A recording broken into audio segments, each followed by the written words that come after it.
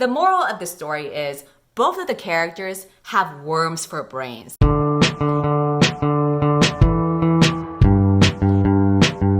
Today I'm going to be talking about the rest of the books I read in the month of August because this is part 2 of my monthly book wrap-up. Let's just dive right into it. The first book that I will be covering is Bringing Down the Duke. This is a historical romance book. This takes place in England 1879 and it follows the main character who is super brilliant but she's very destitute, as many main characters in historical romances are. She is one of the first few women who are accepted into Oxford University. Part of the deal for her accepting her scholarship is that she has to participate in the women's suffragette movement. Her charge is to recruit men of influence to champion their cause. The man of influence that she has to recruit is Sebastian, who is the Duke of Montgomery, and he's like, feminist? I don't know about that. But soon he does know about that because inevitably there is romantic attraction between them despite the fact that she is a commoner and he is a duke. The way that they first meet is that a bunch of feminists flock him, including her, and he and his friend are like, oh my god, we were attacked by a bunch of feminists, which, you know, is not that different from the way some men talk in real life today. I ended up rating the book overall 3.5 stars because I have a few mixed opinions about it. But what I did like about the book was how they gradually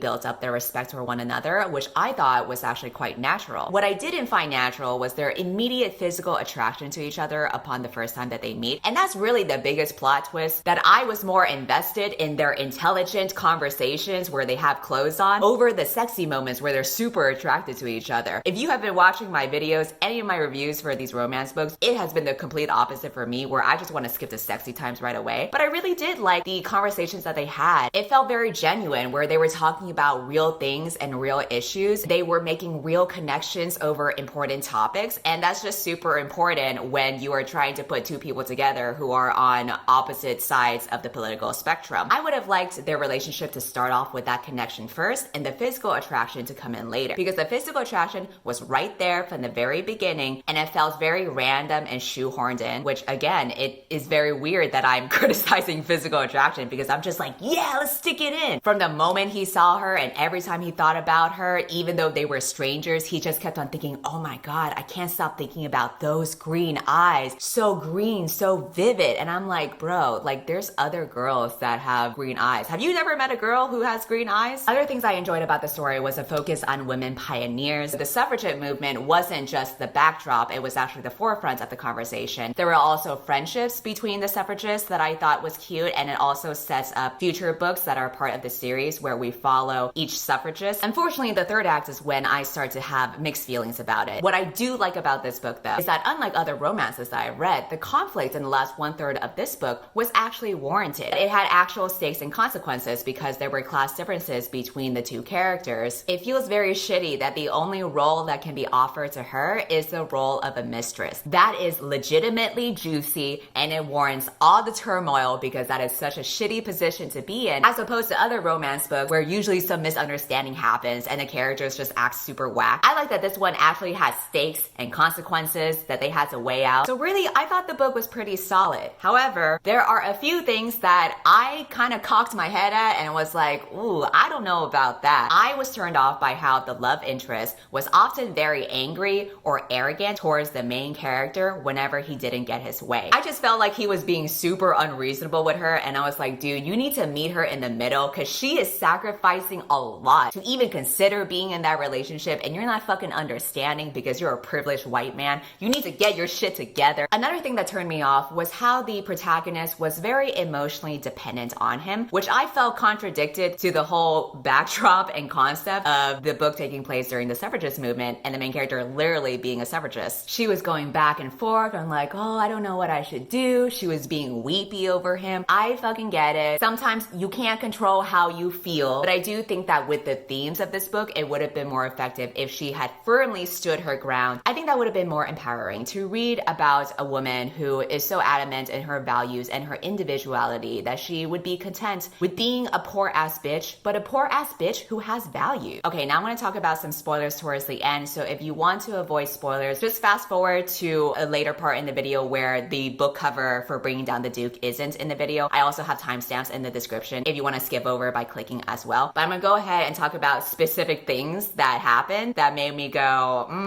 So the main conflict here is that she can only be his mistress, and that's the role that he is offering to her because he thinks that is the only solution. She ends up turning him down, and I'm like, yes, good for you, bitch. Stand your ground. He's super butthurt about it, and he gets like kind of angry and arrogant about it. And I'm like, dude, you just don't get it. You don't get why it doesn't feel good for a person to feel like the other woman. And I'm trying to rationalize it like, okay, maybe he's just limited by his privilege bubble, that he doesn't understand like why she made that decision. But later on, there is this other guy that proposes to her. It's not a love triangle, by the way. He really just proposed to her because he was like, oh, this makes sense. I don't want kids and you seem to be a spinster by choice. And she was like, yeah, you know, that does make sense. She considers marrying him because he's not a duke, so he doesn't bring all the political turmoil that would come with her marrying him, but he still is someone of like respectable standing. The main guy finds out about it and they have this heated conversation. The whole point of her turning down his proposal to be his mistress was that she didn't want to feel like a whore, but he gets upset that she's even considering marrying the other dude. He tells her if she marries the other guy, that would actually make her the whore. He literally calls her a whore if she marries the other dude. And I'm like,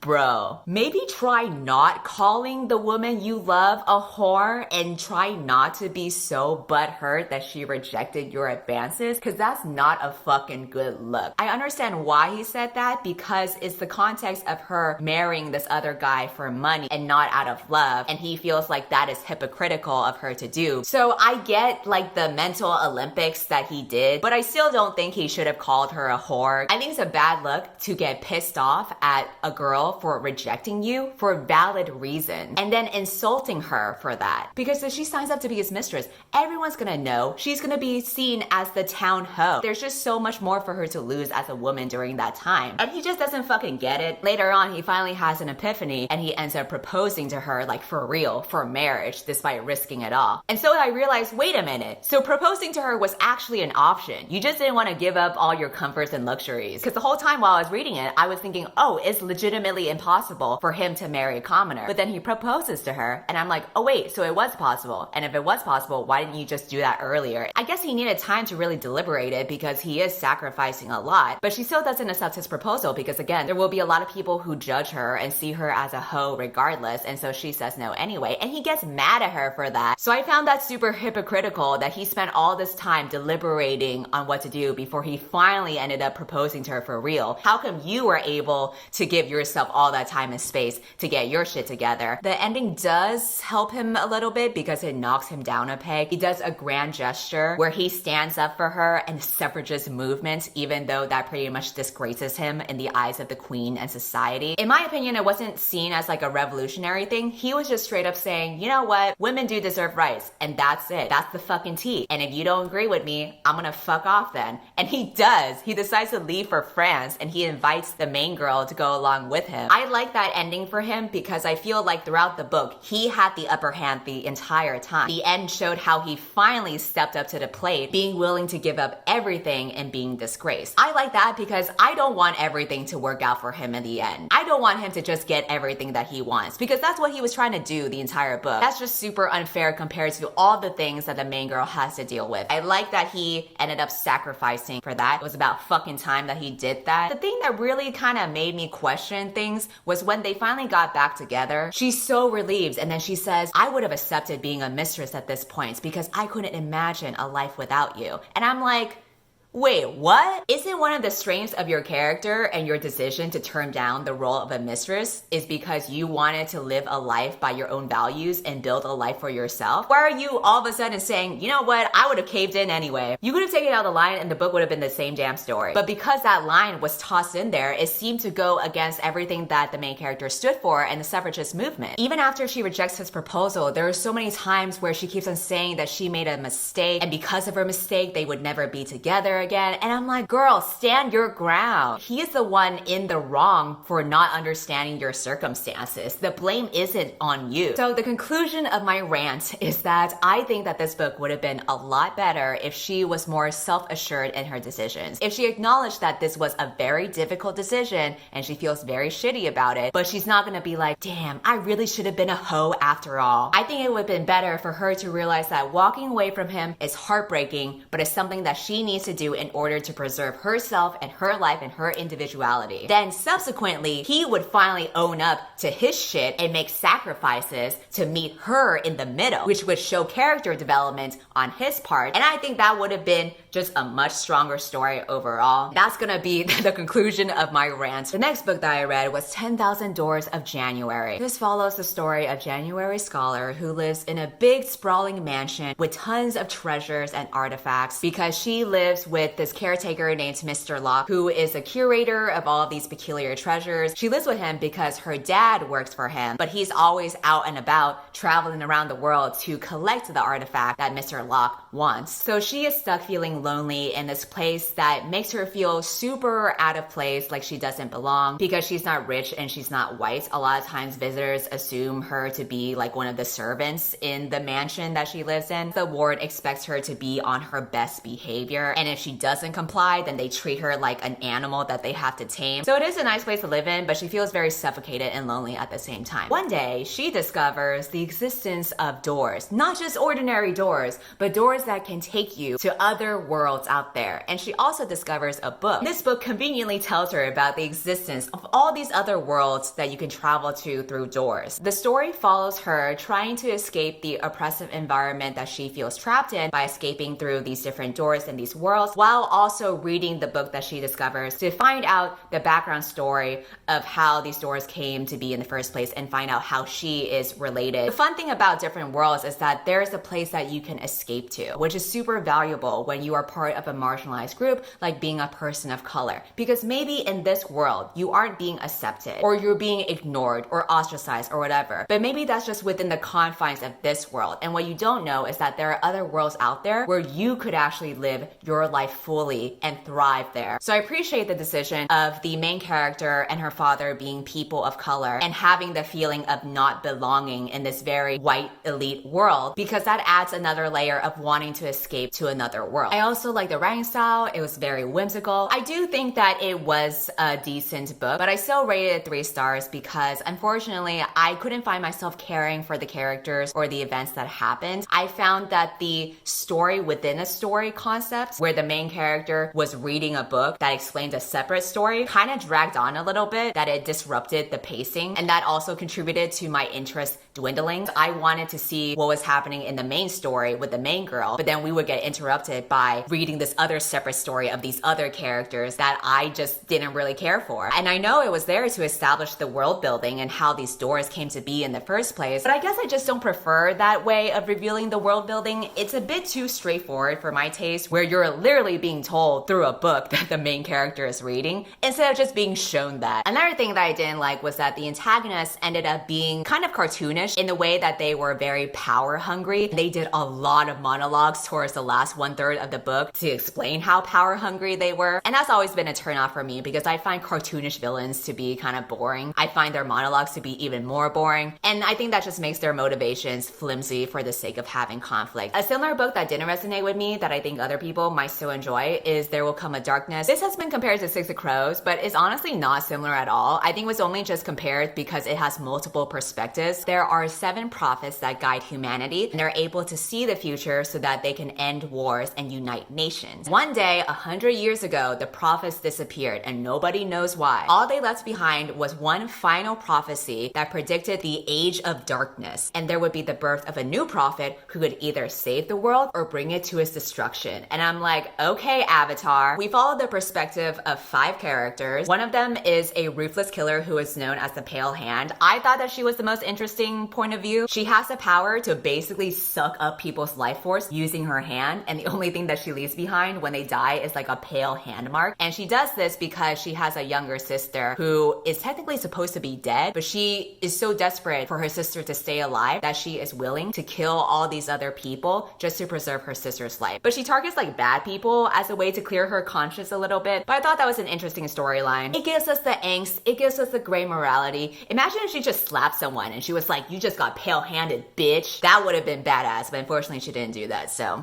And the other characters are random other people. Their storylines are very different from one another, but then you see how they end up converging later on. What's interesting about this story is that as you read along, you're trying to figure out how the characters tie back to this prophecy. Are they gonna be the people who are gonna save the world, or are they gonna destroy the world? But I didn't find the characters to be compelling enough for me to be interested in. There were a lot of info dumps throughout the book that kind of dragged my interest. But I do think that people who generally like fantasy YA might enjoy this book because there's lots of prophecies, there's lots of plot twists. So if you are invested in the characters, then you're really gonna be in for a ride. There's also a Greek/Roman inspired setting that is interesting to read about. So it's fine, it just wasn't for me. Check it out if it does sound like it's up your alley. After that, the next book that I read was You Had Me at Hola, which is a romance contemporary book featuring two telenovela stars that end up falling in love. The main girl is Jasmine Rodriguez. She is a soap opera star who is dealing with a very messy public breakup. She's very adamant about tearing this breakup away from her public image because it's the first time that she was on tabloids, and it was for a very negative reason. She's also very upset towards her ex, who by the way is a singer named McIntyre. His name is spelled McIntyre.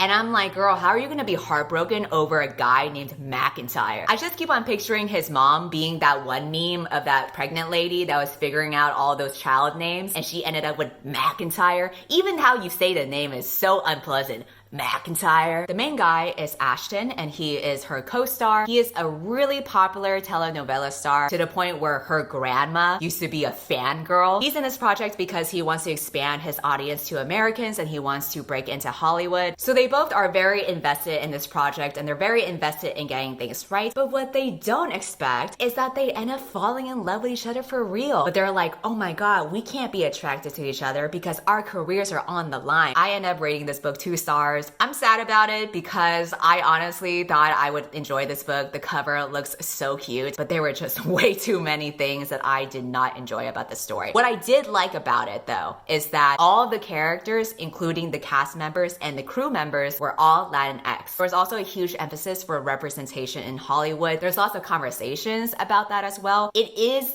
kind of on the nose for my taste, but I still appreciate the inclusion of such conversations in the first place. What I thought was unique about the show was that they handled it in a very progressive way because they hired an intimacy coordinator. The coordinator really emphasized and prioritized the consent and the comfort of the actors, which is what makes the production feel more progressive compared to the characters' previous experiences working on other shows. She had the actors go through this exercise where they would read over the script and they would question whether a sex scene was necessary or not. The main characters were very impressed by that because in previous shows that they have worked on, sex scenes were always a given to them and they never really questioned it. And so this was the first time where they were really thinking, what purpose does this sex scene serve to the story and how does it develop the characters? It felt like a set that was super ideal and healthy and diverse, and I love that for them. What I didn't love was literally everything else. Because even though it sounded like a great production and it was super progressive, the book isn't actually focused on the production. It focuses on the two main characters that are the leading roles. A huge thing that bothered me about these two characters was that they had no chemistry, which is so bizarre to me because they are literally hot actors in a telenovela where they're supposed to be banging and making out all the time, and yet they had no chemistry whatsoever. And I'm like, why am I reading about this vanilla ass couple? The writing kept on saying that there were sparks in between them, and I'm like, bitch, where? From the moment the main guy is introduced, he's not even cool. He literally meets the main character by spilling coffee over her. And then he acts so bumbly and clumsy about it. He just acts like a teenage girl from a young adult book with the way that his behavior is. And I'm like, dude, you're almost 40 years old. Get your shit together. That awkwardness carries over to when they have to film their intimate scenes with each other, which again, doesn't make sense to me because both of them are supposed to be very experienced and professional actors. The main guy is a telenovela star that has been in tons of shows that even her grandma was fangirling over him. So why is he all of a sudden being awkward like he's never fucking kissed a girl before? This made me realize that I only like love interests in romance books if they openly pine. Like Red from Get a Life Chloe Brown or Michael from The Kiss Quotient. They pined so hard that they wore it on their fucking sleeves, and this guy was so boring I wanted to send him to a nursing home. I just don't understand how he's supposed to be this hot and charismatic and experienced telenovela actor, but he's like,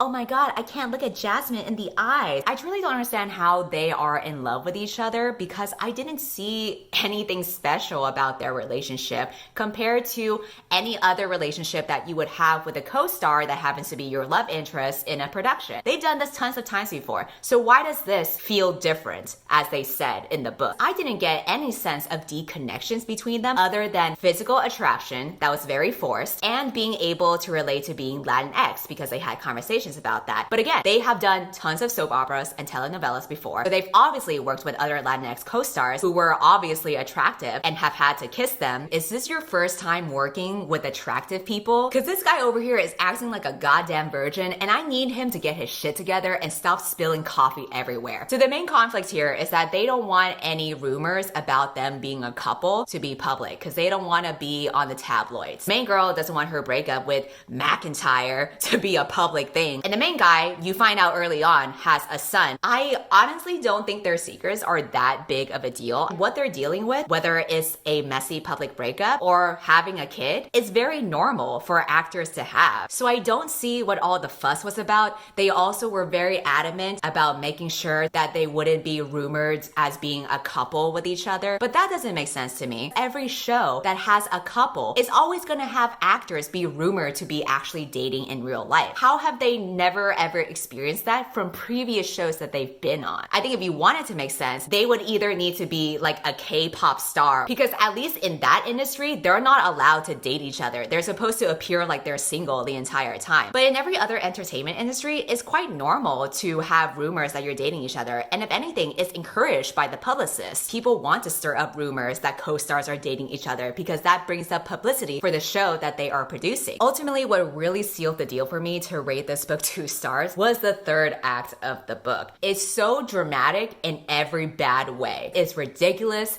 it's annoying, and it's completely unnecessary. I'm gonna dive into spoilers to describe more of what happens in the third act, so if you don't want to know of the spoilers, you can go ahead and skip over. In the third act, Jasmine becomes so pissed off because he didn't tell her about the son that he had. And she's just straight up yelling in his face, and she's just being so extra because if you read the book, you would know that he wants to keep his son a secret because he's really traumatized by the events that happened a long time ago where someone broke into his house. He was afraid for his son's life, so he doesn't want to air that shit out to people. I don't think she's entitled to that information. If they were a legit couple and they were doing this long term and in a serious relationship, then yeah, she should know about it. But they banged like 2 times and she's like, how could you do this after everything I told you? Because she tells him all the stuff that happens with McIntyre, and I'm like, bitch, nobody even asked you to share that. You volunteered that information. You were the one who decided to spill all your secrets. That doesn't mean that he had to give you his secret. Also, your secret wasn't even juicy. The tabloids were already talking about it. So you really weren't risking that much anyway. And she feels so betrayed and petty about this that she threatens to quit the show if it gets picked up for a second season, which chances are it will because things are going really well. But if she quits the show, then the show's not gonna happen because she is literally the leading lady. So I'm like, wait a minute, you are literally gonna take away the jobs of all of these Latinx actors and Latinx crew members in a very rare opportunity that you normally wouldn't have in Hollywood just because you're butthurt that a guy wouldn't tell you that he had a son for privacy reasons. This bitch was like, let me destroy my whole career and everyone else's career because I'm butthurt. And the main guy is fucking stupid as well. He gets a call from his dad who is babysitting his son,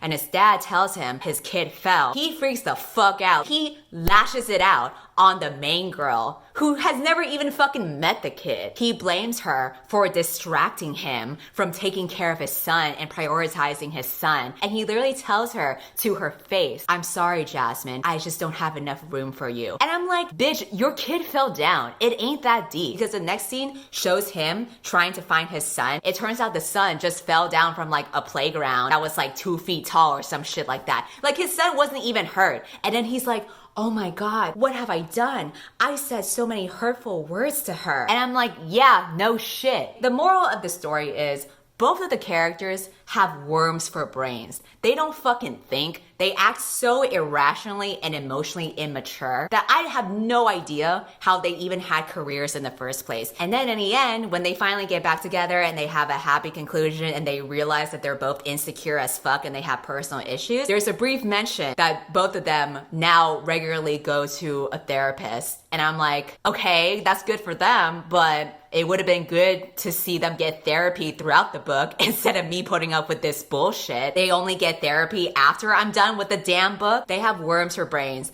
I couldn't stand them. They were literally so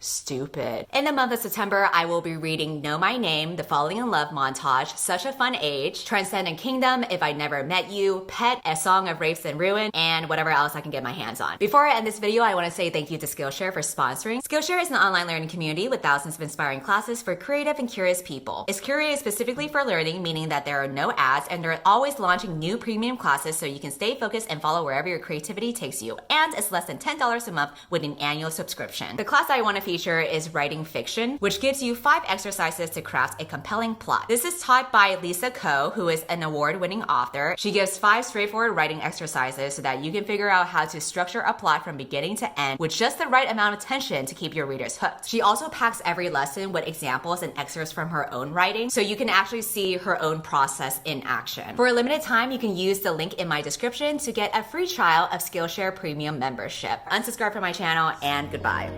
Guess I didn't know that good